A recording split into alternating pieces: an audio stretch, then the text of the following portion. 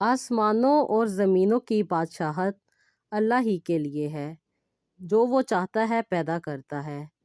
जिसे चाहता है उन्हें बेटियां अता करता है और जिसे चाहता है बेटे अता करता है, या बेटे या बेटियां मिले जुले अता करता है। वो जिसे चाहे बांस बना दे।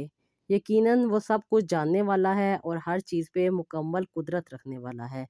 बेशक। अस्सलाम वालेकुम, welcome to Ruhani diaries. I hope you are all well and doing great. Thank you so much जी, चैनल को सब्सक्राइब करने के लिए, वीडियोस को लाइक करने के लिए। और जो लोग फर्स्ट टाइम है मेरे चैनल पे, उनसे रिक्वेस्ट है कि चैनल को ज़रूर सब्सक्राइब कीजिएगा और वीडियो को भी लाइक कीजिएगा। और अगर आपको लगे कि किसी के साथ ये वीडियो शेयर करके उसकी ज़िंदगी में आसानी ला सकते हैं, ताकि वो अपनी ज़िंदगी में मुश्किलात और परेशानियों से निकल सके और उसके लिए भी एक रोशनी की किरण साबित हो जाए ये वीडियो, जिसकी वजह से उसकी ज़िंदगी की मुश्किलात उससे दूर हो जाएँ। तो जी ज़रूर उन लोगों के साथ शेयर कीजिएगा और इस सदका जारिया में आप लोग भी शामिल हुआ कीजिएगा। और मुझे बहुत ज़्यादा खुशी होती है जब बहुत सारी ख़वातीन मुझे ये कहती हैं कि आप ही आपकी वीडियो किसी ने हमारे साथ शेयर की और हमने वहाँ से ये चीज़ पिक की और अपनी ज़िंदगी में ऐड की, जिसकी वजह से अल्लाह ताला ने हमें बहुत ज़्यादा रहनुमाई अता की और हमारी ज़िंदगी में बहुत सारी आसानियाँ आ गई। ऐसी ही एक स्टोरी एक सिस्टर ने मुझे सेंड की है, जिन्होंने शादी के काफ़ी अरसे के बाद कंसीव किया और अल्लाह ताला ने उन्हें 1 नहीं 2 नहीं 3 औलादों से इकट्ठे ही नवाज़ दिया। तो बाज़ औक़ात छोटी-छोटी सी चीज़ें होती हैं जो कि बहुत बड़ी हमें लग रही होती हैं, लेकिन अल्लाह ताला के कुन कहने के बाद वो चीज़ें हमें हासिल हो जाती हैं। और अल्लाह ताला के कुन के लिए हमें क्या करना पड़ता है, वो आज मैं आपके साथ शेयर करूँगी।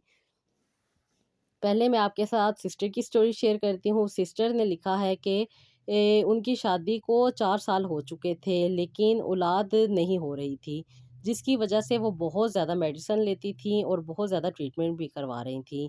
अब ट्रीटमेंट के साथ-साथ जो-जो प्रॉब्लम उन्हें फ़ेस करनी पड़ रही थी, वो बहुत ही ज़्यादा थी।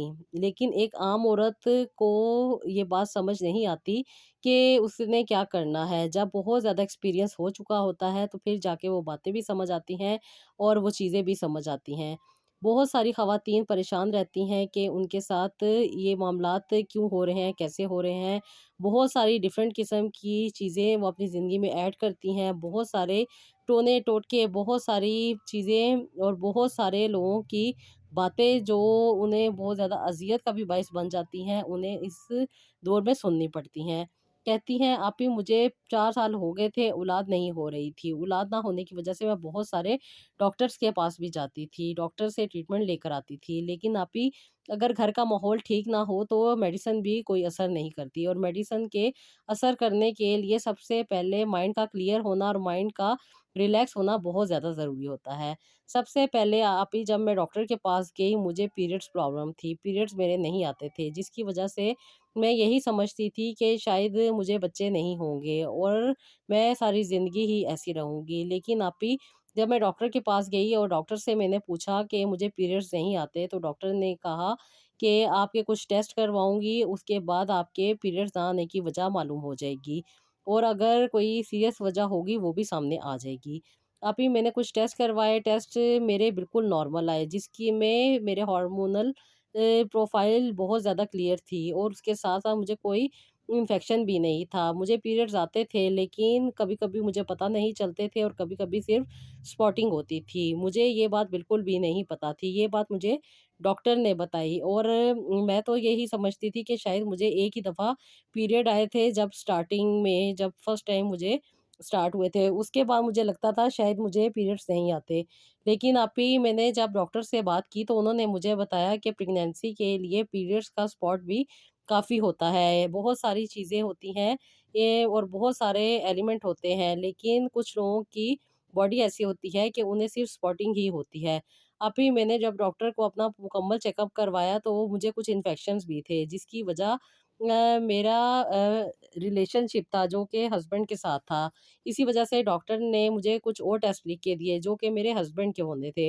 मैंने जब अपने हस्बैंड से बात की, तो पहले तो उन्होंने काफ़ी गुस्सा किया और मुझे काफ़ी कुछ कहा कि नहीं, ये प्रॉब्लम तुम में ही है, मुझ में कोई प्रॉब्लम नहीं है। अभी मैंने इन्हें कन्विंस करने की कोशिश की, 2-3 दिन के बाद ये कन्विंस हो गए और इन्होंने अपना भी टेस्ट करवाया।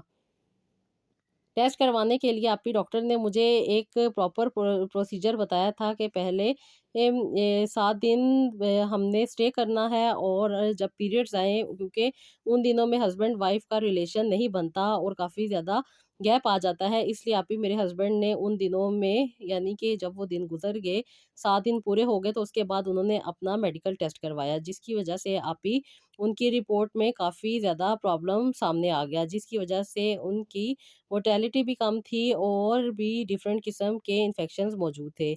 लेकिन आप ही ये कोई सीरियस बात नहीं थी, नॉर्मल बात थी, क्योंकि जिस तरह का एनवायरनमेंट में मेरे हस्बैंड काम करते हैं, वहाँ पे ये होना नॉर्मल था, और इसकी वजह से आप ही डॉक्टर ने उन्हें कुछ मेडिसिन दी और कुछ चीज़ें प्रिस्क्राइब की। बहुत सारी चीज़ें जो इनको अवॉइड करने के लिए कहा गया, क्योंकि मेरे हस्बैंड ऑलरेडी ना ही अल्कोहलिक थे और ना ही कोई ये ड्रिंक वगैरह किया करते थे। इसलिए आप ही इन पे मेडिसिन ने बहुत जल्दी इफ़ेक्ट किया, और 6 महीने मेडिसिन खाने के बाद डॉक्टर ने इनकी मेडिसिन बंद कर दी और कुछ प्रिकॉशंस भी बताई, जिसकी वजह से उन्होंने कहा कि दोबारा ये इन्फेक्शन नहीं होंगे, और अगर कभी हो भी जाएँ तो इसमें घबराने की बात नहीं है, फ़ौरन डॉक्टर को बताएँ और डॉक्टर इसको ट्रीट कर देगा। यही वजह थी आप ही कि मुझे प्रेग्नेंसी नहीं हो रही थी, लेकिन जो बात मैं समझती थी कि मेरे पीरियड्स ना आने की वजह से मुझे प्रेग्नेंसी नहीं हो रही है, तो वो ऐसी कोई बात नहीं थी। क्योंकि पीरियड्स होते थे, लेकिन मुझे पता नहीं चलता था कि मुझे पीरियड्स हो रहे हैं, क्योंकि कुछ दिन स्पॉटिंग हो जाने की वजह से ही पीरियड्स आके ख़त्म हो जाते थे। ना ही मुझे कोई पेन होती थी और ना ही मुझे कुछ फ़ील होता था। इसी वजह से आप ही मुझे पता ही नहीं चलता था कि मुझे पीरियड्स हुए हैं या नहीं हुए। लेकिन जब मुझे दर्द होता था, तो मुझे ऐसे लगता था कि मुझे पीरियड्स होने वाले हैं। और पीरियड्स जब इस तरह की कंडीशन होती थी, तो 1 से 2 दिन स्पॉटिंग होने की वजह से मैं ते 2-3 दिन के बाद गुस्ल कर लिया करती थी। लेकिन मुझे पक्का आइडिया नहीं था कि ये सही है या गलत है, क्योंकि शादी से पहले मैंने किसी डॉक्टर को चेक नहीं करवाया था। एक तो हमारे दौर में बहुत ज़्यादा शर्म और बहुत ज़्यादा लिहाज़ और बहुत ज़्यादा घर का जो माहौल था, काफ़ी ज़्यादा रिज़र्व था, जिसकी वजह से किसी से बात भी नहीं की जा सकती थी, और जल्दी शादी हो जाने की वजह से इन बातों का मुझे पता भी नहीं था। शादी के 4 साल गुज़र गए थे और यही चीज़ें चलती जा रही थी। लेकिन 4 साल गुज़रने के बाद जब औलाद नहीं हुई, तो बहुत ज़्यादा परेशानी बन गई, क्योंकि बहुत सारी चीज़ें और बहुत सारे लोगों की बातें सुन-सुन के कान पक चुके थे, और इनके ताने बातें मुझे बहुत ज़्यादा इरिटेट करती थी, क्योंकि हम दोनों हस्बैंड-वाइफ बहुत ज़्यादा कोऑपरेटिव थे, सपोर्टिव थे, और हमारे सास-ससुराल में भी कोई ऐसा मामला नहीं था। मेरी सास भी बहुत अच्छी थीं, और शादी के 6 महीने के बाद ही उनकी डेथ हो गई थी, और नंद भी कोई नहीं थी और ना ही मेरी कोई देवरानी या जेठानी थी। मैं सेपरेट रहती थी। डिफरेंट कंट्रीज़ में आना-जाना लगा रहता था, जो कि मेरे हस्बैंड के बिज़नेस की वज़ह से हम जाते थे। इसलिए आप ही कभी भी इस तरफ तवज्जो नहीं दी। मैं भी जॉब करती थी और अपनी लाइफ़ में मस्त थी। कोई चीज़ मुझे वो इरिटेशन का बायस नहीं बन रही थी। बस यही वजह थी कि मुझे औलाद की भी इतनी तलब नहीं थी, क्योंकि हम दोनों हस्बैंड-वाइफ बहुत अच्छे तरीके से अपनी लाइफ़ को एन्जॉय कर रहे थे। लेकिन औलाद का होना भी ज़रूरी है। बहुत सारी चीज़ें और बातें जो आपके इर्द-गिर्द मौजूद लोग आपके ज़हन में डाल देते हैं, तो फिर आपको एहसास होता है कि वक़्त रहते क्यों ना इलाज या डॉक्टर्स के पास जाया जाए। आप ही हमने भी डॉक्टर की तरफ जब गए, तो बहुत सारे बड़े-बड़े जो मसाइल हम सुन रहे थे, उनसे तो हम बच गए, लेकिन छोटे-छोटे जो मसाइल थे, वो डॉक्टर ने हल कर दिए। अब आप ही 1 साल हो गया था, लेकिन अभी भी हमें औलाद नहीं हो रही थी। डॉक्टर ने डिफरेंट किस्म की मेडिसिन भी दी और डिफरेंट किस्म की रेमेडीज़ मीन्स के डिफरेंट किस्म के प्रोसीजर भी हमें बताए। सबसे पहले आप ही हमने 6 महीने जो डॉक्टर हार्मोनल पिल्स देते हैं, उन पे रखा, और उसके बाद आप ही डॉक्टर ने मुझे 3 महीने के लिए ये फर्टिलिटी की मेडिसिन दी। उसके बाद आप ही उन्होंने फिर दोबारा मुझे 3 महीने फर्टिलिटी की मेडिसिन दी और कुछ प्रोसीजर भी किए साथ। जिसकी वजह से आप ही मुझे कंसीव नहीं हुआ। फिर डॉक्टर ने मुझे कहा कि आप आईवीएफ के लिए ट्राई करें। आप ही आईवीएफ के लिए ट्राई करना मुश्किल तो नहीं था, लेकिन काफ़ी ज़्यादा डर लगता था, और अभी मैं काफ़ी एज में कम थी, जिसकी वजह से आप ही मुझे लगता था कि अभी मुझे कुछ और वेट कर लेना चाहिए। इसलिए आप ही हम लोगों ने हर तरह के इलाज को छोड़ दिया और अपनी लाइफ में वैसे ही गुम हो गए। इसी वजह से आप ही मेरे हस्बैंड मुझे कहते थे कि मैं तुम्हें मना करता था कि ट्रीटमेंट की तरफ ना जाओ, और ये वजहें और ये बातें तुम्हें और भी डिस्टर्ब कर देंगी, और आप ही ऐसे ही हुआ। डिफरेंट किस्म की मेडिसिन, डिफरेंट किस्म के ट्रीटमेंट्स और डिफरेंट किस्म की ये उस टाइम सारी चीज़ें लेने के बाद मेरी तबीयत काफ़ी ज़्यादा ख़राब रहने लग गई। बहुत ज़्यादा एंग्ज़ायटी अटैक होने लग गए, हस्बैंड-वाइफ का रिलेशन भी डिस्टर्ब होके रह गया। बात-बात पे गुस्सा आता था, बात-बात पे मियाँ बुरा लगता था, और जो ख़ास तौर पे डेज़ होते थे जिनमें फर्टिलिटी के लिए ट्राई करना होता है, आप ही वो डेज़ भी मेरे इन्हीं लड़ाई झगड़ों में गुज़र जाया करते थे। बहुत ज़्यादा ज़िंदगी मुश्किल हो गई थी, जितनी आसानी थी, जितनी खुशी से हम ज़िंदगी गुज़ार रहे थे, लेकिन अब ज़िंदगी तंग होती जा रही थी। अभी मेरी सी शादी को काफ़ी अरसा हो गया था, छोटी उम्र में शादी हुई थी, जिसकी वजह से अभी मेरी शादी को तकरीबन 12 साल हो चुके थे और अभी तक औलाद नहीं हुई थी, और यही बातें सुन-सुन के आप ही मेरे हार्मोनल प्रॉब्लम और भी ज़्यादा बढ़ गए थे। पीरियड्स तो रेगुलर नहीं थे, और साथ ही साथ एंग्ज़ायटी, डिप्रेशन और डिफरेंट किस्म के और भी प्रॉब्लम होने लग गए थे। बहुत ज़्यादा चिड़चिड़ापन रहता था तबीयत में। आप ही हस्बैंड को देख के मुझे बहुत ज़्यादा गुस्सा आ जाया करता था बाज़-औक़ात पीरियड आते ही नहीं थे, जिसकी वज़ह से आप ही काफ़ी ज़्यादा तबीयत में उलझाव बना रहता था, और ये बात मुझे बहुत ज़्यादा इरिटेट करती थी। हस्बैंड भी ये बात नहीं समझ पाते थे।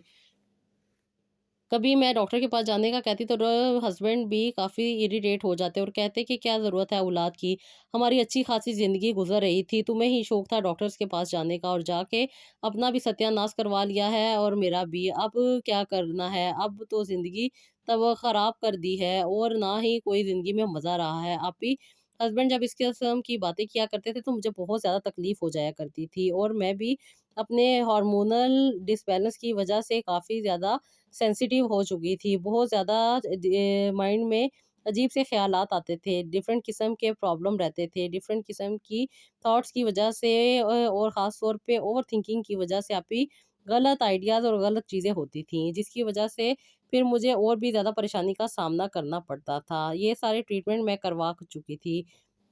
जिनमें मेडिसिन भी ले ली थी, आईयूआई भी करवा लिया था, और भी बहुत सारे ट्रीटमेंट थे जो डॉक्टर्स ने किए थे, जिसकी वजह के से सिर्फ़ ये प्रॉब्लम ही हुई, बाद में कोई मुझे इसका फ़ायदा नहीं हुआ। अब डॉक्टर नए से नए प्रोसीजर बताए जा रहे थे, और मेरे हस्बैंड काफ़ी इरिटेट थे, क्योंकि हम अपना फ्यूचर सिक्योर करना चाह रहे थे, जिसकी वजह से मैं और मेरे हस्बैंड काम किया करते थे। वो भी जॉब करते थे, मैं भी जॉब करती थी। लेकिन इन इलाजों की वजह से हमारी लाइफ़ काफ़ी ज़्यादा डिस्टर्ब होके रह गई थी। मेरे मियाँ ने तो ये बात अपने माइंड को समझा ली थी कि औलाद की क्या ज़रूरत है, जब हमारी ज़िंदगी अपनी अच्छी गुज़र रही है। और वैसे भी अभी मर्दों को औलाद के लिए इतनी परेशानी नहीं होती। एक ख़ास एज में जाके शायद परेशानी होती हो, लेकिन जवानी में तो बिल्कुल भी मर्द को औलाद के लिए परेशानी नहीं होती। ये सारी तकलीफ़ें, परेशानियाँ मेरे ख़्याल से औरत को ही बर्दाश्त करनी पड़ती हैं, और मैंने ही बर्दाश्त की।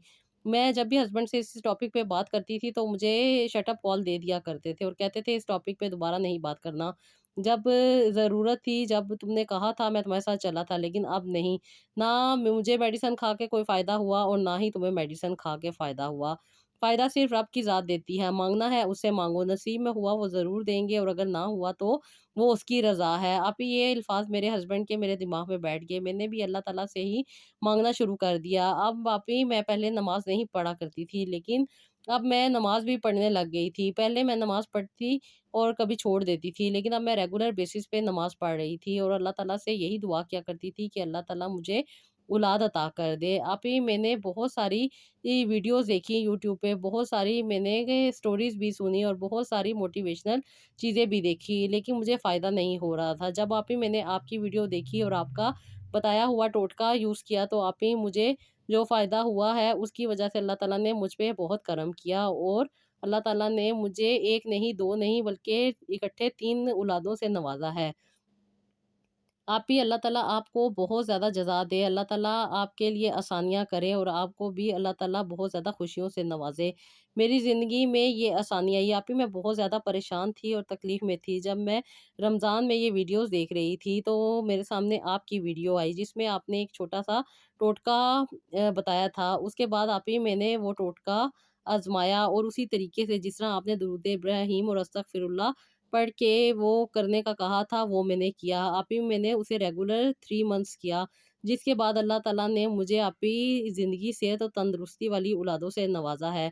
मैंने जब आप ही ये टोटका शुरू किया था, उससे पहले मैं रोज़े भी रखा करती थी, यानी कि नफ़ली रोज़े रखा करती थी। लेकिन आप ही ये इस दौरान भी मैंने नफ़ली रोज़े रखे, और इस अमल को करने के लिए, क्योंकि आपका मैसेज का रिप्लाई नहीं आ रहा था, इसलिए आप ही मैंने 3 महीने तक रोज़े रखे और रोज़े रखने के साथ-साथ ये अमल किया। रेगुलर बेसिस पे 3 महीने ये मैंने अमल किया, जिसकी वजह से आप ही आज मेरी गोद में अल्लाह ताला ने मुझे 2 बेटे और 1 बेटी से नवाज़ा है। ये ट्रिपलेट हैं, अल्लाह ताला का शुक्र है कि अल्लाह ताला ने मुझे औलाद अता की है। अल्लाह ताला का मैं जितना शुक्र अदा करूँ कम है। आप ही ये मेरे लिए नेचुरल कंसीविंग थी, जिसकी वजह से आज मैं माँ बनी हूँ और मेरी जो ज़िंदगी में कमी थी वो भी अल्लाह ताला ने पूरी कर दी है। और आप ही इनके पैदा होने के बाद मुझे ज़िंदगी ज़िंदगी लगती है। बहुत सारी परेशानियाँ रहीं हमारी ज़िंदगी में, क्योंकि आप ही बहुत सारी पर्सनल प्रॉब्लम हो रही थी और लाइफ़ अपसेट सी होके रह गई थी, जिसकी वजह से आप ही काफ़ी ज़्यादा परेशानी रहती थी। लेकिन जब से ये मेरी ज़िंदगी में आए हैं, तब से ज़िंदगी बहुत ज़्यादा खुशगवार है और अल्लाह ताला का यही शुक्र है कि अल्लाह ताला ने मुझे साहिब औलाद कर दिया। आप ही जब हम डॉक्टर्स के पास जाते हैं तो बहुत ज़्यादा एंग्ज़ायटी, डिप्रेशन और बहुत सारी प्रॉब्लम में फँस जाते हैं। लेकिन जब अल्लाह ताला की तरफ जाते हैं और अल्लाह ताला से मदद माँगते हैं और अल्लाह ताला से रुजू करते हैं, तो अल्लाह ताला दुआएँ सुनते हैं। आपकी डिफरेंट वीडियोज़ में जिस तरह बताया गया है कि ख़वातीन ने बहुत सारी चीज़ें अपनी ज़िंदगी में ऐड की, जिसकी वज़ह से उन्हें फ़ायदा हुआ। इसी तरह आप ही मैंने भी बहुत सारी दुआएँ और बहुत सारी आयत भी अपनी ज़िंदगी में शामिल रखी। पूरा 9th मंथ मैंने आप ही इन चीज़ों पे अमल किया और अल्लाह का शुक्र है कि आज मेरे पास बहुत खूबसूरत औलादें मौजूद हैं। आप ही इनके लिए ज़रूर दुआ कीजिएगा कि अल्लाह ताला इनको ज़िंदगी, सेहत, तंदुरुस्ती अता करे और लंबी सेहत वाली, खुशियों वाली ज़िंदगी दे। आमीन सुम्मा आमीन। सिस्टर, अल्लाह ताला ने जिस तरीके से आपकी मुश्किल को आसानी में बदला और आपको सेहत वाली, ज़िंदगी वाली औलादें अता की हैं, अल्लाह ताला से यही दुआ है कि अल्लाह ताला आगे भी उनको ज़िंदगी, सेहत, तंदुरुस्ती के साथ खुशियों वाली ज़िंदगी अता करे। आपको भी अल्लाह ताला इनकी अच्छी परवरिश करने की तौफ़ीक अता करे और जो भी मसले, मसाइल, परेशानियाँ हैं आपकी ज़िंदगी में, अल्लाह ताला उनको आपसे दूर कर दे।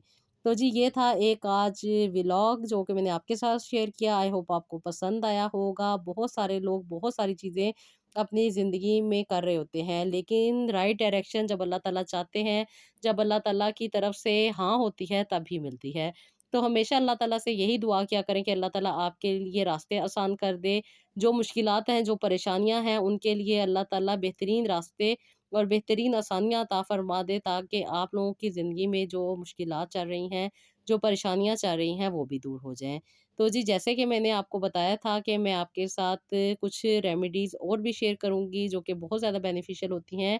तो वीडियो लंबी हो जाने की वजह से मैं नेक्स्ट वीडियो में इंशाल्लाह ताला वो रेमेडीज़ शेयर कर दूँगी, वो ज़रूर देखिएगा और अपना फ़ीडबैक मुझे हमेशा की तरह ज़रूर दीजिएगा। दुआओं में याद रखिएगा, अपना बहुत सारा ख़्याल रखिएगा और नेक्स्ट व्लॉग के लिए इजाज़त दीजिएगा। अल्लाह हाफ़िज़।